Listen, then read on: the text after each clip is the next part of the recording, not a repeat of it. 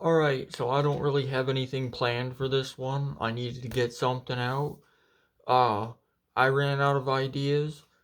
I got a bitch of a headache right now, so I'm just gonna I came up with some more useless advice from your boy, since you liked the last one so much. Alright, so the first advice I got here, if you ever find yourself with the displeasure of working at a warehouse, the number one thing you do, the number one rule you gotta learn is to never trust the supervisors with anything.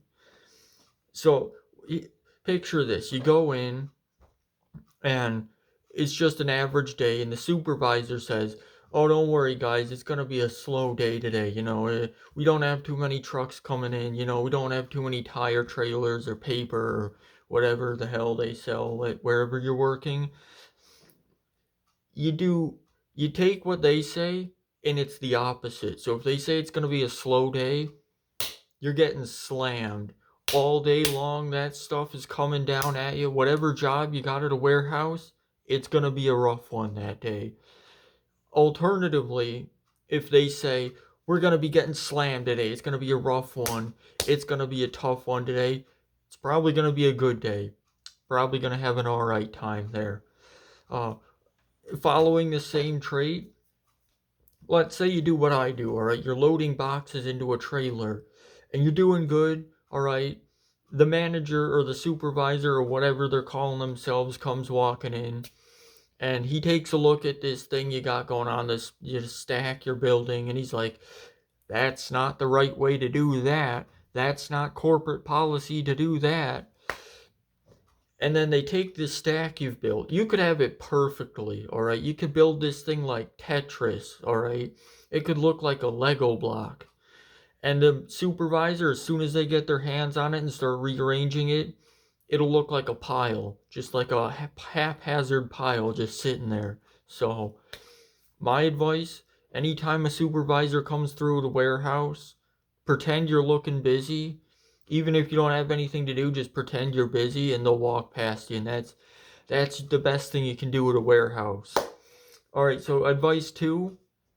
Uh, this one's nice and short and sweet.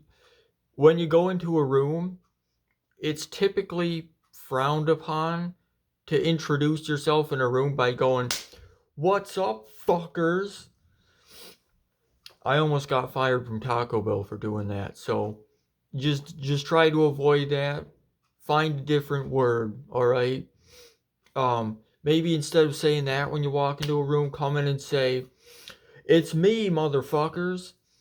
And that'll probably work. You won't get any backlash from that one. All right, the third advice that I scribbled down before making this, if you're ever on the road, all right, don't get behind a minivan. Just don't. I don't know how you avoid that. I don't know if you have to go on the shoulder and like freaking like whatever the hell that one movie was, Fast and Furious, all 10 of those, just like Mad Max your way around this guy. If there's a minivan, you don't want to be behind them. They're going 15 below the speed limit, all right? It doesn't matter who's in it, all right? If you have to divert you off your path, you have to go down a back road, you know, go way out into the country to get around them, you do that, all right? Minivans are absolutely the slowest idiots on the road. Not the worst idiots on the road, okay? That's usually grandmas and anybody driving pickup trucks. Not just any pickup trucks, like the big compensator ones with the extended wheels and the raised roof. But minivans are the slowest idiots, and they'll just make your day that much worse. Like, imagine you go into work one day, having a rough day. The supervisor, he's like, "It's gonna be a nice and easy day today." So naturally, you're there like 3 hours into overtime, still getting slammed. You get off work, just about got fired because you took my advice on the second point and introduced yourself like that. You're on your way back having a rough day.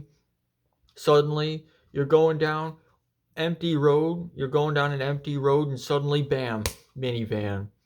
It just, you know, it turns good men evil. when a minivan is on the road, all right? So that's my advice. Yeah. You probably shouldn't listen to me. I'm not the most trustworthy person in the world, clearly, but that's my advice.